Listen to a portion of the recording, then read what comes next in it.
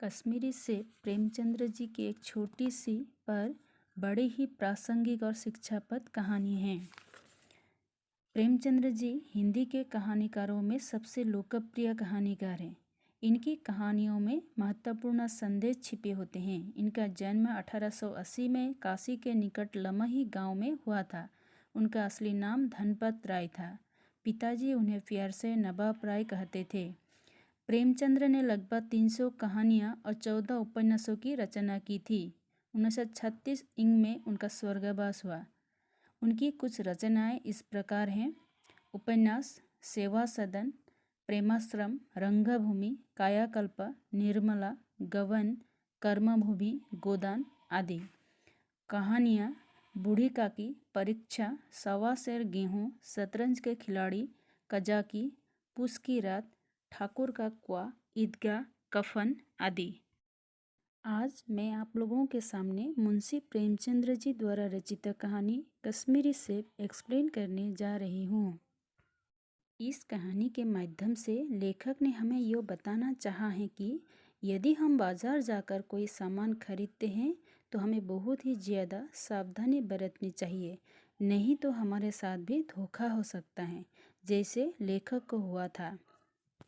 एक दिन शाम को लेखक पंजाबी दुकान की ओर चल पड़े।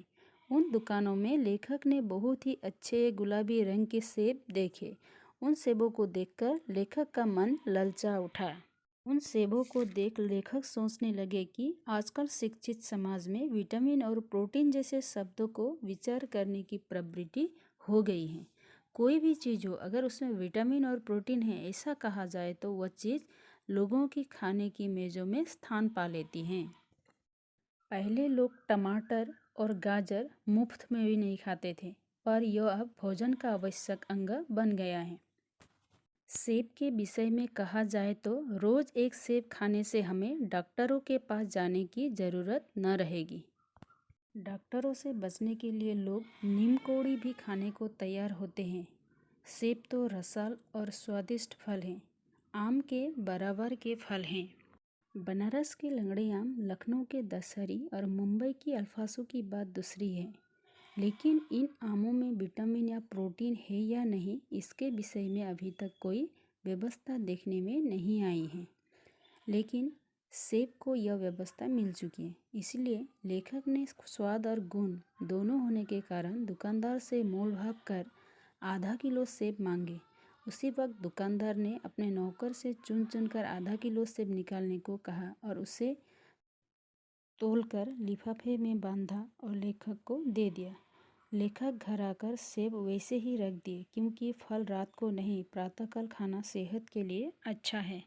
दूसरे दिन सुबह नाश्ते के समय जब लेखक ने सेब खाने के लिए निकाले तो पहला सेब सड़ा हुआ था। उन्होंने सोचा कि शायद रात को दुकानदार ने ध्यान नहीं दिया होगा। दूसरा निकाले तो वह भी आधा सड़ा हुआ था। अब लेखक को संदेह हुआ, कहीं दुकानदार ने उन्हें धोखा तो नहीं दिया। तीसरा एक तरफ दबकर पिचक गया था। चौथा में काला सुराख था, अतः एक भी सेब खाने लायक नहीं था। अब लेखक को लगा कि दुकानदार ने जानबूझकर उन्हें यह सड़ा हुआ सेब दिए हैं, मतलब दुकानदार ने लेखक को धोखा देकर सड़ा हुआ सेब दिया है। पर इस धोखे में लेखक का भी बराबरी की गलती है, क्योंकि उन्होंने सेब का मोलभाव किया, परंतु सेब अच्छा है या नहीं यह नहीं देखा। इसलिए लेखक से बेईमानी करने का अवसर मिला। लेखक हमें कहते हैं कि आदमी बेईमानी तभी करता है जब हम उसे अवसर देते हैं।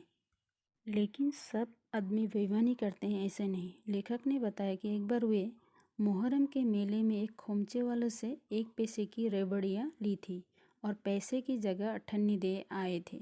घर आकर जब अपनी भूल मालूम हुई तो वे खोमचे वाले के पास दौड़े गए। आशा नहीं था कि वो अठन्नी लौटाएगा, लेकिन उसने प्रसन्न चित्त से अठन्नी लौटा दी और उल्टे लेखक से माफ़ी भी मांगी।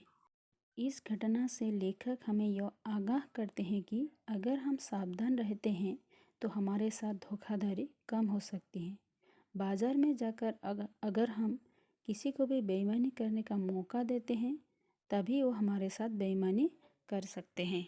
तो इस तरह मुंशी प्रेमचंद्र जी द्वारा रचित इस कहानी से हमें यह सीख मिलता है कि कोई भी सामान खरीदते समय हमें अच्छी तरह देख परख कर खरीदना चाहिए।